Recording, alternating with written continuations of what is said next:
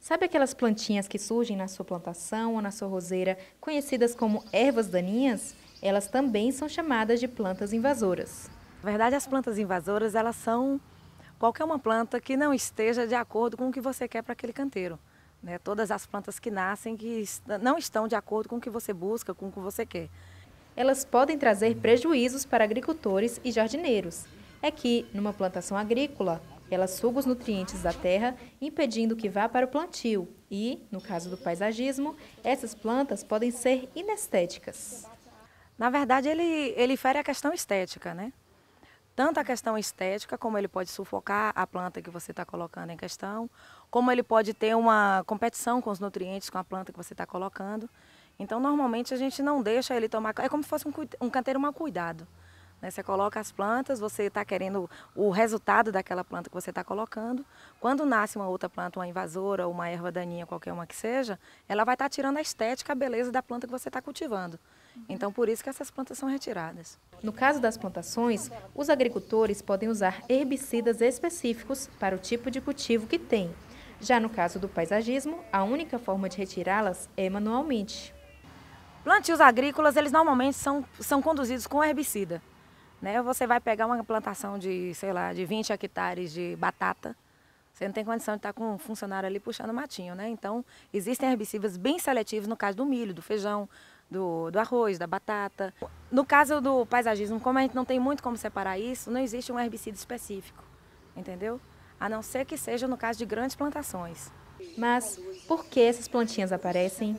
Chamamos de plantas invasoras essas que surgem sem serem chamadas. Mas serão elas as invasoras ou os invasores somos nós? Invasor foi a gente que arrancou elas ali para botar o pezinho de rosa. Mas assim, são plantas que são nativas, né? A gente normalmente faz a limpeza do canteiro para depois vir colocar a planta que você quer. Você bota uma palmeira, você bota uma roseira, você bota qualquer uma outra planta, uma grama, o que você está buscando. E de repente nasce um pezinho de alguma coisa ali. Não, então esse pezinho pode ser semente que já estava no solo, pode ser trazido por um passarinho, pode ter sido trazido pelo vento.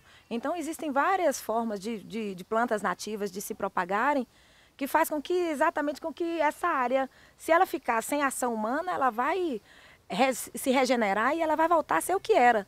Pois é, esse conceito de planta invasora ou erva daninha pode ser considerado antropocêntrico, porque considera a utilidade das plantas apenas para o uso humano.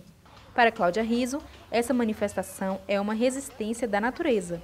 Quando você deixa um canteiro muito tempo abandonado, ixi, o mato tomou conta, está com 2 metros de altura. Na verdade, é a natureza tentando recompor o que a gente tirou.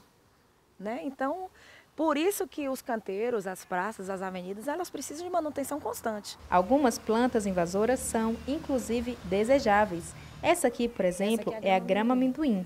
Ela tem o hábito de invasora, mas aqui ela está sendo usada como ornamentação. Prova de que a planta invasora nem sempre é indesejada. Além disso, esse tipo de planta pode ser também utilitária.